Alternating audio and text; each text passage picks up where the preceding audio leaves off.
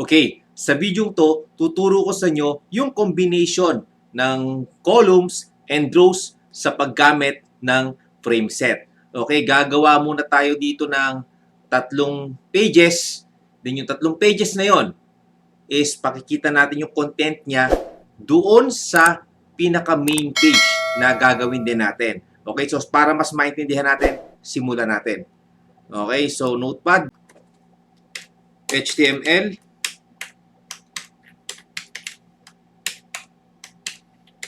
title, lagay natin, top, close ang title,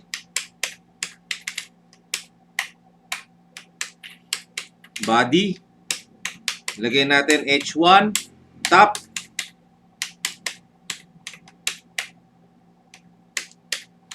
close ang body, then HTML. Okay, so save natin, gagawa muna tayo dito ng isang folder, then save natin to, no? Save as sa desktop. Okay, lagay natin new folder. Okay, lagay natin combination of columns and rows using FRAMESET. Okay. So double click. Lagyan natin top.html. Okay. Save. Okay, para mabilis tayo, lagyan natin dito links. Edit na lang natin, no? Para mapabilis ang video. Navigation. Okay. File. Save as. Okay, lagyan natin links.html. Okay, save. Okay, then lagyan natin dito main. Lagyan natin main content. Okay. So, file, save as. Okay, lagyan natin main.html.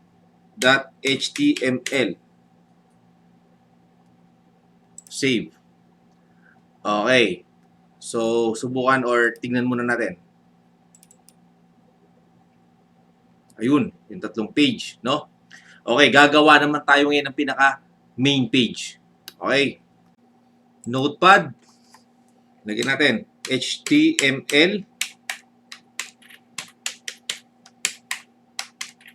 Title. Lagyan natin web page.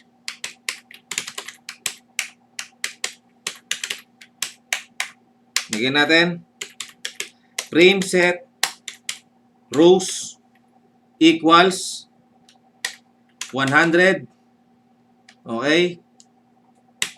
Then asterisk.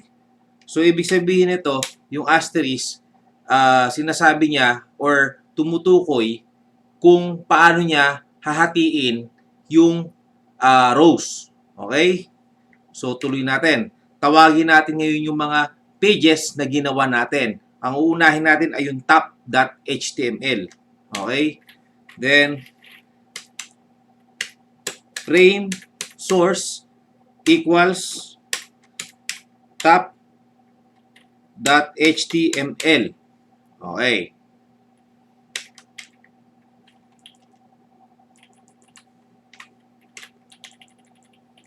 Then, sunod natin, frame set column equals 200. Again, asterisk. So, yung asterisk, tulad kanina, ay tumutukoy kung paano niya hahatiin naman yung columns. Okay? Then, tawagin naman natin yung frame source na links.html.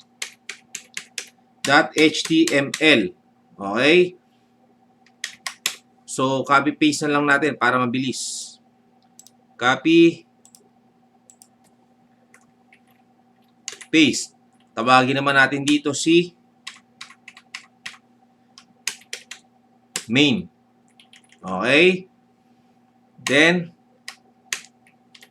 close ang frame set.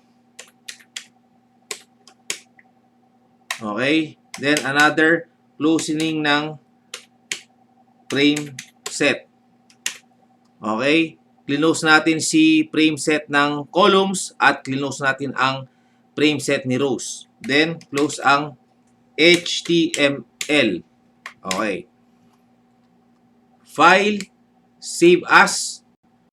Lagyan natin. Main page. .html. Save. So, subukan natin. Yun.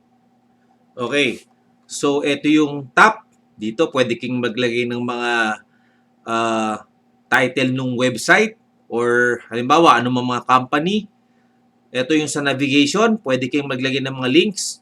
At ito yung yung main content. Pwede kang maglagay yung kung ano yung topic ninyo or ano yung content ng inyong website. Okay? So, hanggang dito lang yung tutorial natin. Magkita-kita tayo uli sa next tutorial.